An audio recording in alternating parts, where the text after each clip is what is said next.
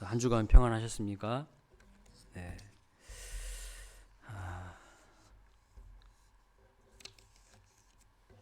요즘에 새벽 기도에 많은 분들이 오고 계셔가지고 마음이 좋습니다. 예. 우리 교회가 이제 성도님들이 다들 멀리 사시잖아요. 가까운 이 교회 근처 사시는 분들이 거의 없어요. 그런데 저 멀리서 사시지만 다 차를 몰고 이렇게 오시는 거 모습 보면서 제가 너무 감사하고 너무 마음이 좋았어요. 예. 많이 나와야 뭐 8명 이렇게 나오는데 이번 주는 10명 넘어간 것 같아요. 그래서 너무나도 감사하고 좋았습니다. 계속해서 우리가 깨어서 기도하는 교회가 되었으면 좋겠습니다. 기도할 때에 하나님께서 우리 교회를 건강하고 또 단단하고 부흥하게 하실 줄 믿습니다. 여러분, 사람들은 왜 세상에 순종하고 살까요? 사람들은 왜 세상에 순종하고 살까요? 그 이유는요, 세상을 두려워하기 때문입니다. 세상을 두려워하기 때문에. 세상에서 돈 없이 사는 것이 두렵고요, 못 배워서 무시당하는 것이 두렵고, 취직 못하는 것이 두렵고, 학벌이 없고 스펙이 없는 것이 두렵고, 백 없는 것이 두렵고 서럽고, 자식 농사 잘못 지었다는 소리가 두렵고, 남이 가진 것 못 가지고 사는 것이 두렵고, 세상에서 인정받지 못하는 것이 두렵고, 질병이 두렵고, 노후에 어떻게 살까 비참해질까 두렵고, 다른 사람처럼 살지 못할 것 같아 많은 사람들이 불안하고 두려워합니다. 맞지 않습니까? 그래서 많은 사람들이요, 세상의 말에 길들여져서 세상의 말에 엄청 순종하며 살아갑니다. 그렇지 않았습니까? 이것을 성경적인 용어로 말하면 세상을 경외함으로 우리가 살아가고 있다는 거예요. 세상을 두려워하고 세상의 말에 순종하며 세상을 경외하고 있어요. 본래 인간에게는요, 두려움이 없었어요. 우리에게 두려움이 없었습니다. 그런데 성경을 보니까 아담과 하와가 하나님께 불순종하고 범죄함으로 하나님의 낯을 피하여, 하나님의 얼굴을 피하여 숨었다고 표현하고 있어요. 그래서 하나님이 아담에게 이야기하시죠. 아담아, 내가 어디 있느냐 이렇게 물으셨어요. 그때 아담이 무엇이라고 대답합니까? 아담의 대답이 창세기 3장 10절에 내가 벗었으므로 두려워하여 숨었나이다. 거기서 두려움이라는 단어가 처음 나와요. 두려움의 감정.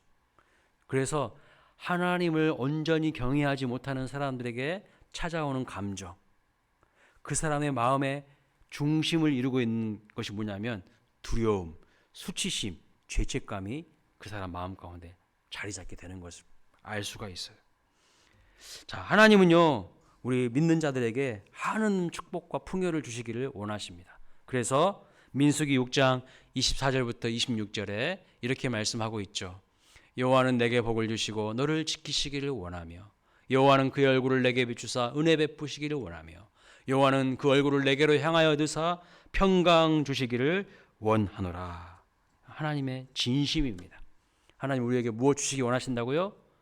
복을 주시고 은혜를 주시고 평강을 주시기를 원하시는 것이 하나님의 진심입니다. 그런데 또 한편으로는 이 모세를 통하여서 가나안 땅에 들어갔을 때에 꼭 잊지 말아야 할 말씀을 주셨어요. 그게 무엇이냐면 신명기 6장 12절부터 15절 같이 읽어보겠습니다. 시작. 너는 조심하여 너를 애굽 땅 종되었던 집에서 인도하여 내신 여호와를 잊지 말고 내 하나님 여호와를 경외하며 그를 섬기며 그의 이름으로 맹세할 것이라. 너희는 다른 신들 곧 내 사면에 있는 백성의 신들을 따르지 말라.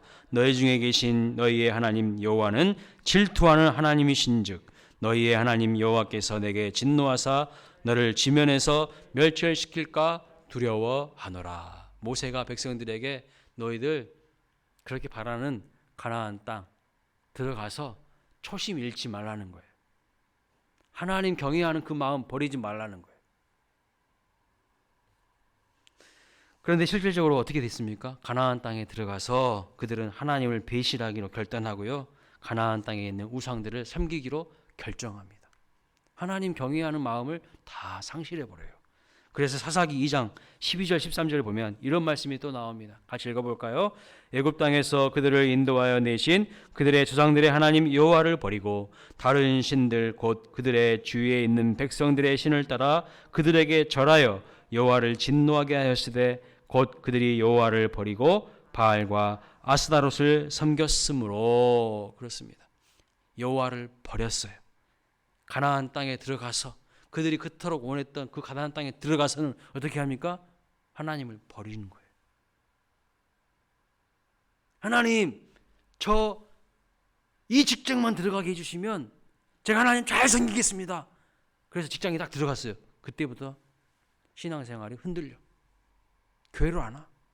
하나님, 저 이 대학에만 꼭 들어가면 제가 잘해보겠습니다.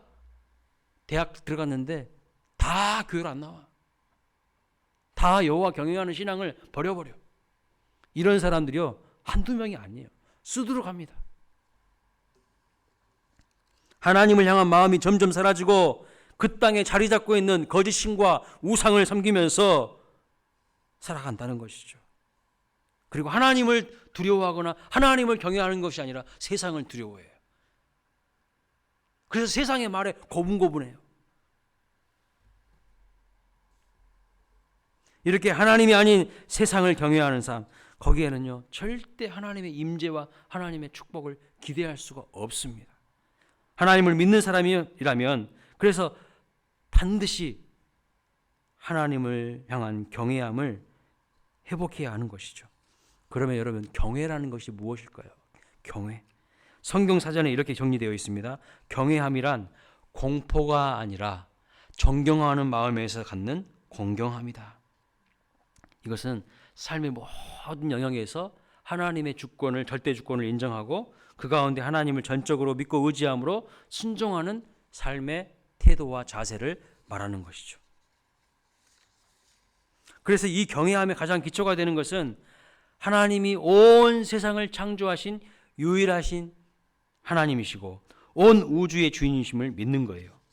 이처럼 하나님을 바르게 이해하고 믿는 것은 우리의 인생과도 밀접한 관계가 있습니다. 왜냐하면 바로 나라는 존재의 기원이 하나님으로부터 시작되었다는 뜻이기 때문입니다. 내가 어떤 단세포에서 혹은 원숭이에서 어쩌다가 우연히 만들어진 단백질 덩어리가 우연 덩어리가 아니라 하나님께서 친히 사랑하시고 택하시고 계획하셔서 그의 선으로 빚어 만드신 존귀한 존재라는 것을 믿는 것에서부터 시작되는 거예요. 여러분, 우리가 단백질 덩어리가 우연히 막 진화해가지고 이렇게 된 것입니까? 원숭이가 진화해서 이렇게 된 겁니까? 하나님께서 말씀으로 온 천지를 만드심과 그 온 천지를 그분의 뜻대로 움직이고 계심을 믿는다면 우리는 그분의 말씀과 그 하나님의 뜻을 함부로 무시하거나 건너뛰거나 내팽개칠 수 없다는 것이죠. 그분이 어떤 분이신지를 정말 우리가 이해하고 알고 있다면 하나님의 말씀을 무시할 수가 없어요. 그런데 하나님의 말씀보다 세상의 소리에 더 귀를 기울이고 살아가는, 세상의 소리에 더 고분고분하는 우리의 모습을 부인하지 않을 수가 없어요. 하나님은 창조주이시고 나는 피조물이라는 이 존재 자체에서 오는 메울 수 없는 사실 거리감이 있죠.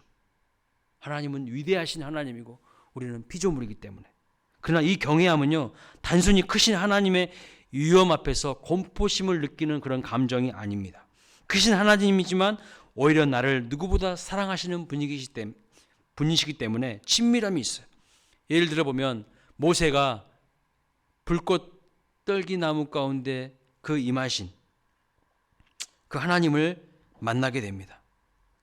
거기서 꺼지지 않는 불로 나타나신 하나님을 만나서 그 발에 신고 있었던 신을 벗죠.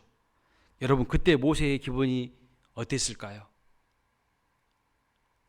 그 위엄과 그 신비함 가운데 내 눈앞에 나타나신 그 하나님을 직면했을 때 모세의 감정이 어땠을까요? 기분이 나빴을까요? 절대로 그렇지 않습니다. 오히려 기대가 되죠.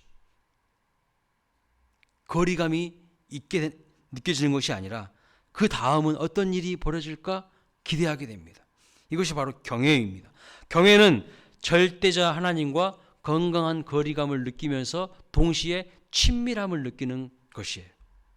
인간이 함부로 할 수 없는 존재이시지만 그분의 품 안에서 우리는 참된 자유와 기쁨과 평안을 느낄 수가 있습니다. 그래서 시편 25편 오늘 본문 14절에 보시면 이렇게 말씀합니다. 여호와의 친밀하심이 그를 경외하는 자들에게 있음이요 라고 말합니다. 여러분, 하나님을 경외하는 자들에게 하나님은요 친밀하심을 드러내십니다. 영어로 이 친밀함은 intimacy라고 합니다. 무슨 뜻이냐면 into see me 이런 뜻이래요. 즉 무슨 뜻이냐면요, 내 속내를 보여줄 테니 들여다봐라 이런 뜻이에요.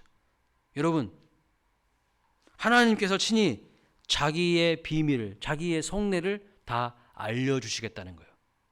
누구에게요? 여호와를 경외하는 자에게 친밀함으로 나아가시겠다는 거예요. 여러분, 누구에게만 비밀을 공개하죠? 정말 내 사람이라고 생각하는 그 사람에게만 비밀을 공유할 수가 있어요. 정말 하나님을 경외하는 사람들에게 친밀함으로 다가오신다는 뜻입니다. 그러나 인간의 역사를 보면 하나님과 친밀해지기보다는요 세상과 친밀해지려고 부단히 노력한 것을 볼 수 있어요. 성경에서도 모세가 그토록 너희들 가나안 땅에 들어가서 하나님 경외하는 거 잊지 말고 똑바로 정신 차리고 하나님 섬겨야 된다고, 하나님 예배해야 된다고 이야기했지만 말씀 들었습니까? 듣지 않았어요. 다 오염되어 버립니다. 그래서 이 경외의 문제는 날마다 우리 삶에서 경험되는 영적 전쟁이기도 해요. 내가 하나님을 경외할 것인가 세상을 경외할 것인가, 항상 우리는 두 갈림길에서 서 있다는 거예요. 우리의 삶은 무엇을 경외하고 사는가 하는 문제입니다. 이것이 우리의 모든 삶의 문제를 좌지우지하고 있어요.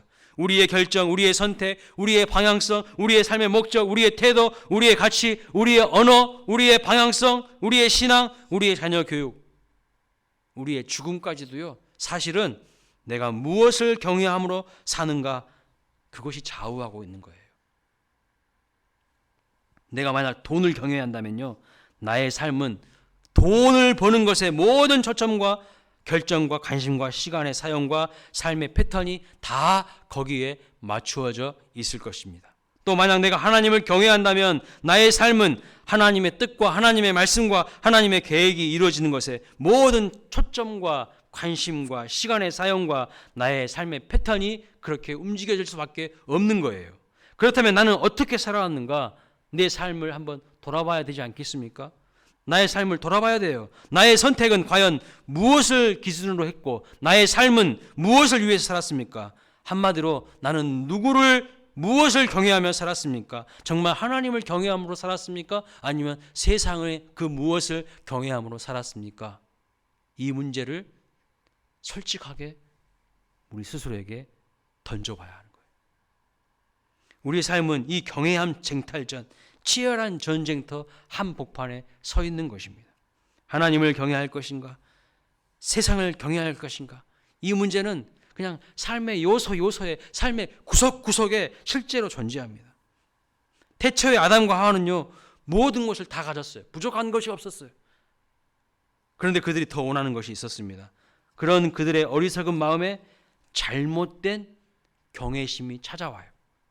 뱀은 그들이 갖지 못한 한 가지를 제안하죠. 그것이 무엇인 줄 아세요? 하나님 자리입니다. 하나님 자리를 제안해요. 너도 하나님처럼 될 수 있어.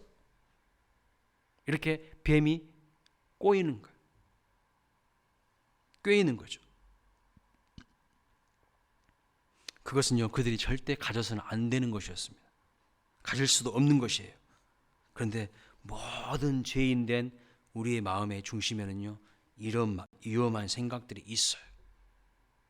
내가 하나님처럼 되고 싶은 마음.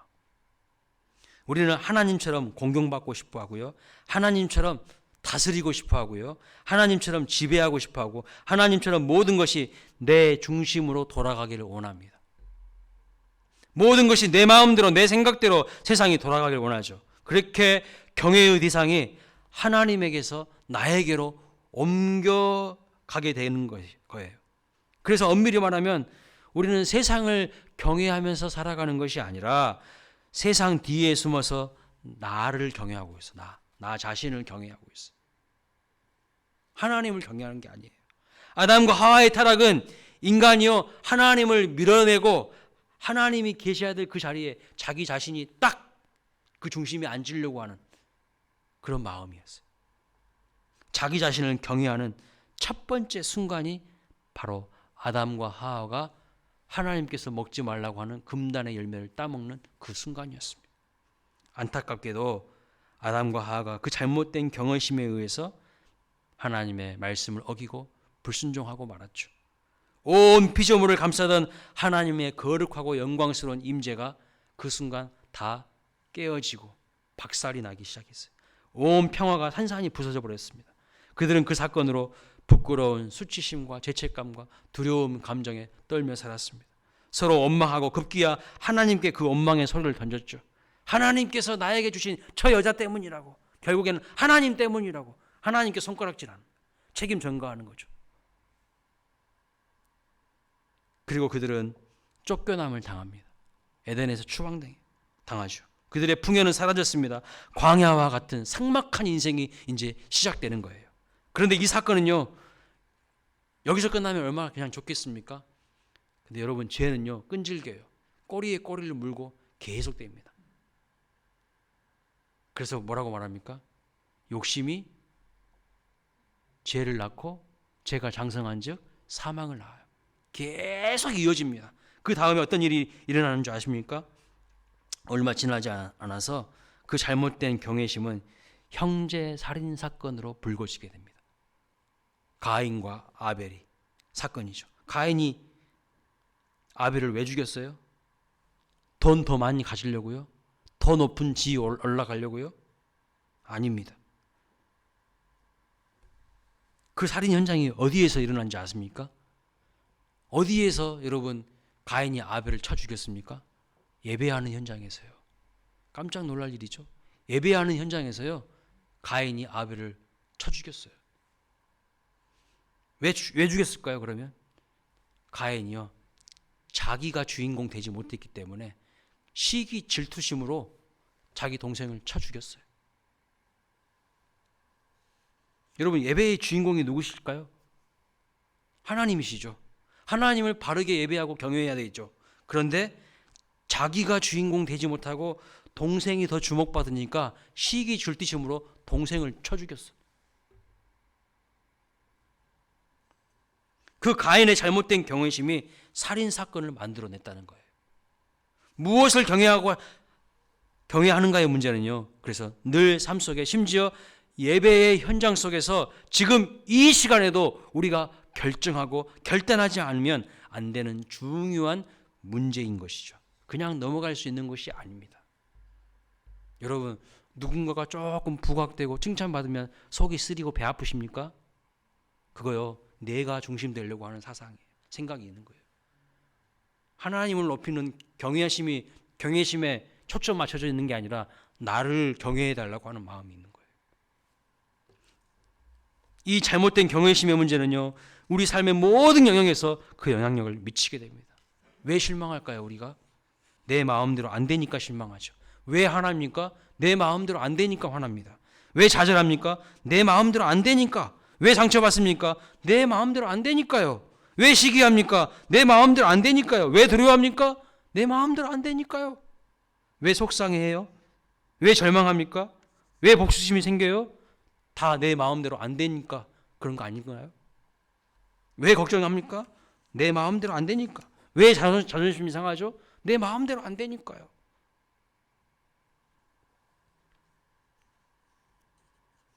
제가 상당히 왜곡되고 혹은 문제를 단순화한다고 생각하실 수도 있겠지만 그 문제들의 원인을 파고 또 파고 들어가면 이 말이 결코 틀리지 않을 겁니다.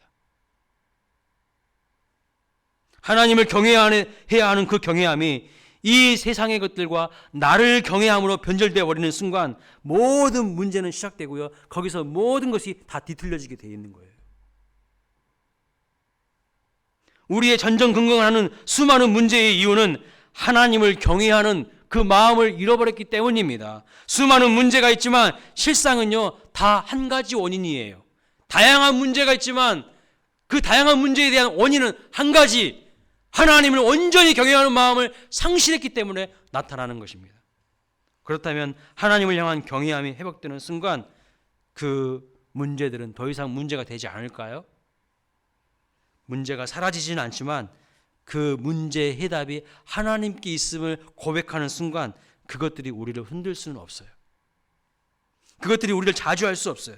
그리고 그 문제를 하나님께서 책임져 주시는 것입니다. 물론 하나님을 경외하며 살다가도 넘어질 때가 있어요. 우리는 완벽한 존재가 아니기 때문이죠. 그렇기 때문에 더 하나님을 의지하면서 이 경외함의 싸움을 절대로 포기해서는 안 됩니다. 누구를 경외할 것인가, 무엇을 경외할 것인가는요, 영적 전쟁이에요. 싸워야 된다는 거예요. 우리의 죄를 용서해 주실 것을 간절히 간구하면서 다시 하나님을 향한 두렵고 떨리는 마음으로 하나님 앞으로 나아가야 합니다. 그래서 우리는 하나님을 경외할 것인지 아니면 이 세상을 경외할 것인지 치열한 영적 싸움을 해야 합니다. 하나님을 향한 경외함을 반드시 회복해야 합니다. 그러면 우리가 그 삶의 많은 문제들 앞에서 하나님을 경외하는 것이 정말 답이 될 수 있을까요? 성경은 답이 될 수 있다고 말합니다. 우리 삶의 많은 문제들의 진정한 답이 될 수 있는가? 성경은 답이 될 수 있다고 확실하게 선포하고 있어요. 12절 말씀 보세요. 같이 한번 읽어보겠습니다. 시작. 여호와를 경외하는 자가 누구냐? 그가 택할 길을 그에게 가르치시리로다. 하나님을 경외하기로 결정한 사람들에게 하나님이 무엇을 가르쳐 주신다고요? 하나님의 길, 하나님께서 길을 가르쳐 주신다고 말씀하고 있어요. 여러분, 여기서 가르치다라는 말은 이런 뜻이에요. 손을 내밀어 가르치다, 손가락으로 신호를 보내다. 삶의 모든 영역에서 내가 어떤 결정을 하고 어떤 선택을 해야 할 것인지 친절하고 자상하고 구체적으로 하나님께서 길을 보여주시겠다는 거예요. 하나님을 경외하는 자에게는요, 속마음도 다 보여주시는 하나님께서 왜 내가 가야 할 길을 가르쳐 주시지 않겠습니까? 친밀함은 내 속을 다 보여준다는 뜻이에요.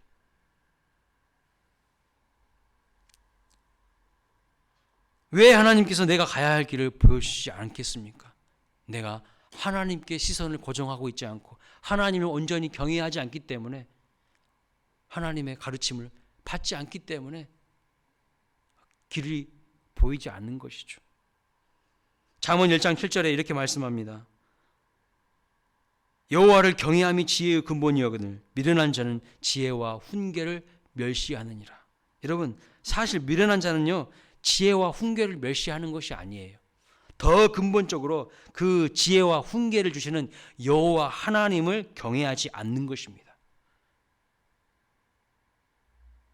하나님은 오늘 또 우리에게 길을 보여주고 계셔요. 그런데 어떤 사람에게요? 하나님과 친밀한 사람에게, 하나님을 경외하는 자들에게. 여기 보면 하늘이 열려야 길이 보인다고 했잖아요. 하늘이 열린다는 말은요, 하나님을 경외하고 하나님과 친밀함을 회복해야 된다는 뜻을 담고 있어요. 그래야 길이 보이는 거예요.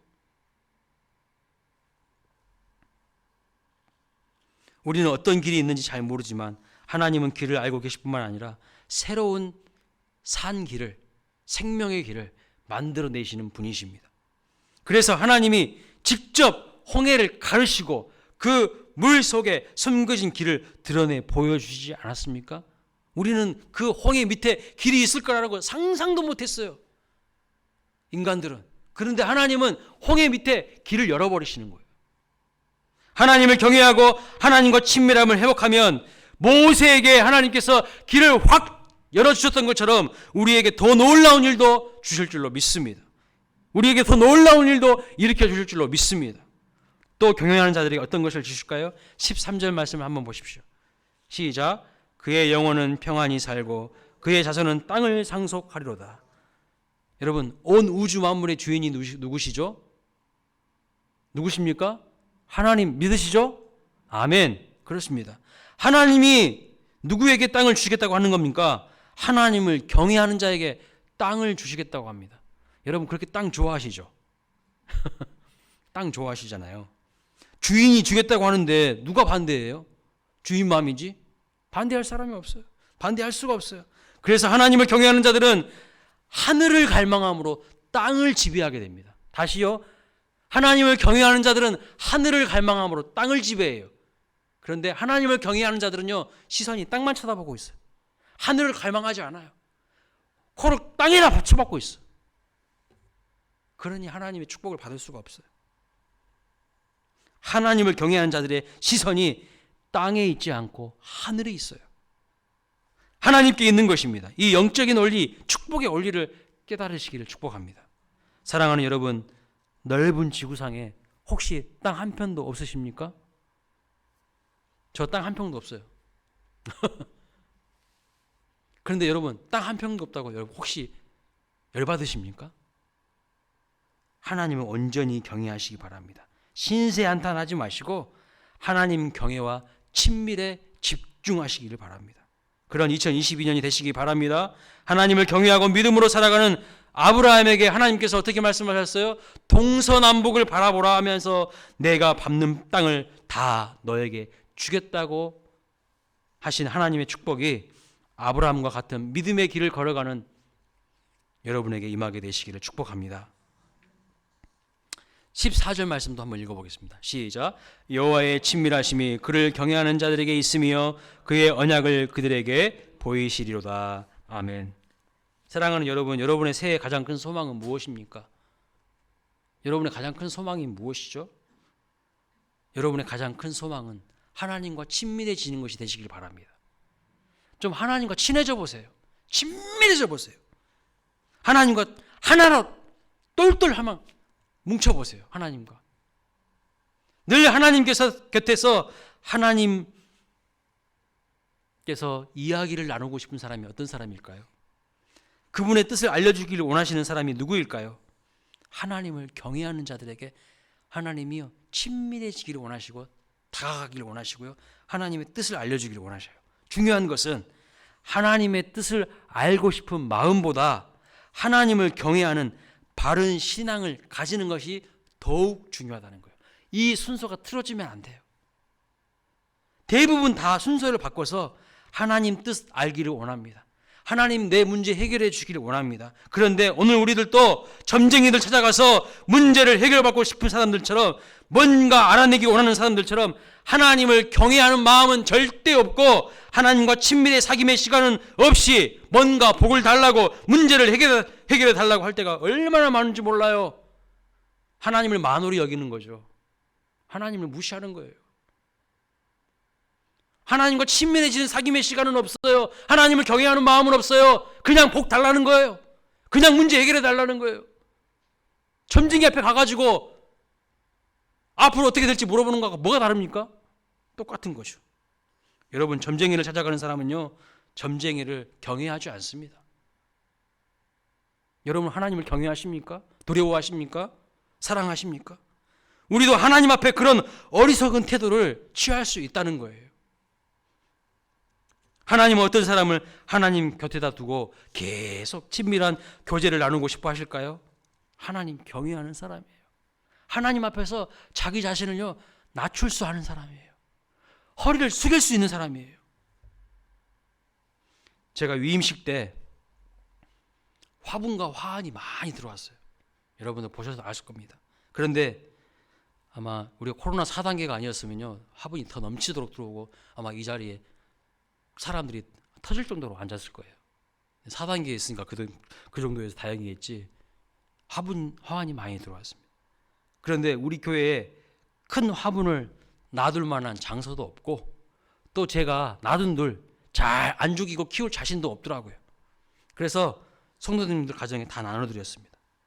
그런데 비싸고 큰 화분들이 들어올 때 처음부터 제 방 목욕실에 들어와 있는 아주 작은 화분이 있어요. 한번 보여주실래요? 사진 저거예요. 우리 교회에서 협력하고 후원하는 장흥 행원교회 목사님이 보내주신 하나님 화분입니다. 애담이, 애지, 애은이 아버지가 보내주신 화분이에요. 다른 화분들은요 제 방에 커서 들어오지 못합니다. 못 들어와요. 그 화분을 보면서 제가 생각에 잠겼습니다. 어쭈 이것 봐라. 조그만 것이 제일 안방을 차지하고 있네. 다른 나무들은 키가 커가지고 바깥에서 추위와 씨름하고 덜덜 떨고 있는데 이 작은 이 화분은 작기 때문에 저랑 제일 가까운 곳에서 평온하게 지냅니다. 오늘 말씀에 그랬죠? 뭐라고 말씀하고 있어요? 여호와를 경외하는 자에게 하나님이 평온함을 주신다고 했죠?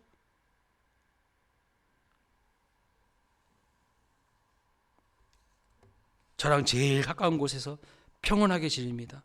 저와 제일 친밀해지는 화분이 되었어요. 여러분, 하나님 옆에서 친밀해지기를 정말 원하십니까? 작아지십시오. 높아지려고 하지 마시고요. 작아지십시오. 큰 나무들은 들어오질 못해요. 그냥 가다가 한 번씩 그냥 스쳐보는 오늘 자리 있구나 이 정도지 관심이 없어 저는. 그런데 제 목양실에 한 자리에 앉아있는 그 조그마한 것은요 제가 매일 쳐다봐요. 매일 말도 걸어. 잘 있지? 하나님 앞에서 친밀해지길 원하십니까? 작아지십시오. 낮아지십시오. 내가 누구인데, 내가 얼마나 대단한 사람인데, 그런 사람은 절대 하나님을 경험하지 못해요. 금요일에도 말씀드렸지만 누가 은혜를 받는다고요? 겸손한 사람이에요. 낮은 자에게 은혜가 임하는 것이죠. 하나님과 친밀한 교제를 높아진 사람은요 절대 누릴 수가 없어요. 마지막 15절입니다. 같이 읽어보겠습니다. 시작. 내 눈이 항상 여호와를 바라보면 내 발을 그물에서 벗어나게 하실 것이미로다. 하나님을 경외하는 자에게 하나님께서 그물에서 벗어나게 해주시는 은혜를 주신다고 말씀하고 있습니다. 작년인가요? 거대한 고래 한 마리가 뉴스에 나왔어요. 사진 한번 보겠습니다. 고래예요. 엄청 큰 고래인데 좀 이상하죠. 그물에 걸려 있습니다. 온몸에 그물이 칭칭 감겨 있는 거예요.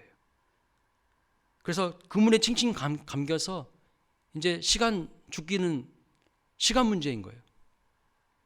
활동을 할 수 없으니까요.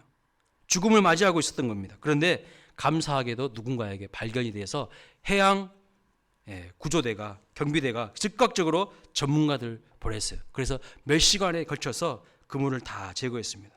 그래서 저 고래는 자유함을 얻게 되었고 생명을 건질 수가 있었어요. 여러분, 저 고래 길이가 얼마인 줄 아세요? 15m. 무게는요 50톤이에요. 어마어마하죠? 15m에 50톤. 이 고래의 힘이 얼마나 센지요. 상어 아시죠? 상어를 고래 지느러미로 때려가지고 죽이는 거예요. 얼마나 파워가 세면 꼬리 지느러미로 상어를 때려 죽이는 거예요. 그리고 바다 표범이요 한 300km 정도 나가는데요. 바다 표범을 꼬리 지느러미를 가지고 논다고 합니다. 이렇게 막 튕겨가지고. 예? 그러니까 얼마나 큰 힘이 있는 고래 아닙니까? 그런데 그런 고래임에도 불구하고요. 그 그물을 스스로의 힘으로 풀 수 없다는 거예요. 여러분, 우리 삶에도 내 지혜나 내 능력이나 내 힘이나 내 방법으로 도무지 풀지 못하는 그런 칭칭 감겨있는 그물이 있죠. 내 힘으로 풀 수 있습니까? 내 힘으로 지금도 풀 수 있다고 생각하는 사람은 교만한 사람이라니까요. 누군가가 제거해 주어야만 가능합니다. 하나님을 경외하는 자에게 하나님이 주시는 또 하나의 선물은 그 그물을 벗겨주시겠다는 거예요. 자유함을 주시겠다는 거예요. 온 바다를 누빌 수 있는 은혜를 주시겠다는 거예요. 그런데 우리 하나님을 경외하지 못해서 사단 마귀가 쳐놓은 그물에 다 포위돼가지고 끙끙끙끙끙거리다가 그냥 인생 끝나는 인생 되지 않기를 바랍니다. 하나님을 경외하십시오. 하나님께 시선을 집중하십시오. 눈을 들어 하나님을 바라보십시오. 하나님께서 그 그물을 반드시 풀어주실 것을 믿습니다. 그래서 여러분의 삶에 자유와 은혜가 풍성한 삶이 될 줄로 믿습니다. 사진 몇 장 더 보면서 오늘 말씀 마무리하려고 합니다. 한번 보여주십시오. 예, 여러분 어떠세요? 예쁘죠? 뭐 말이 없어요. 예쁘지 않습니까? 저 들판에 펼쳐져 있는 꽃. 여기 칠레예요. 칠레 가보신 분 계십니까? 칠레? 저도 안 가봤습니다만 한번 가보고 싶네요. 저기를 한번 가보고 싶네요. 끝도 없이 쫙 꽃이 펼쳐져 있습니다. 그런데 사실 저기가 어디냐면요, 칠레의 아타카마 사막이라고 합니다. 원래는 저런 곳이었어요. 원래는 저기가 얼마나 삭막하고 척박하냐면 인간이 비를 계측한 이후에 한 번도 비가 오지 않는 땅이라고 합니다. 그래서 사람이 저렇게 죽었는데도요, 미생물조차 살지 않으니까 저렇게 그냥 남아있는 거예요. 해골이. 얼마나 삭막한 땅인지 아시겠죠? 하나님께서 경외하는 자에게, 저 지금 지도에 보이는 저 위치에 있는 거예요. 가장 건조한 사막으로 유명한 아타카마 사막인데 아주 황폐한 땅입니다. 여러분, 하나님을 경외하는 자에게 땅을 주시겠다고 했는데 삭막한 땅이 아니라 좋은 땅을 주실 줄로 믿습니다. 그리고 삭막한 땅일지라도, 황무지 같은 땅일지라도 꽃이 피는 땅으로 바꾸실 줄로 믿습니다. 근데 어떻게 꽃밭이 됐냐면요, 기후 변화가 생기면서 12시간 만에 7년치 비가 한꺼번에 쏟아진 거예요. 하늘이 그냥 확 열리더니 그냥 비가 엄청나게 쏟아진 거예요. 12시간 만에 7년치 비가 엄청나게 와버렸어요. 그리고 나서 조금 지나니까요, 저렇게 저 땅이 변화해서 꽃이 올라오기 시작하더니 완전히 꽃밭으로 다 뒤집어지는 거예요. 여러분, 아무도 가지 않는 땅, 죽음의 땅이었어요. 거기에는 사람들이 이제 관광 오기 시작하고 사진 기자들이 찾아오기 시작하고 동물들이 찾아오기 시작합니다. 그래서 가장 아름다운 최대의 꽃밭이 되어버렸어요. 여러분, 이런 기사를 보면서 이런 생각을 하게 되었습니다. 우리 인생도 어찌 보면 사막과 같지 않은가, 광야와 같지 않은가.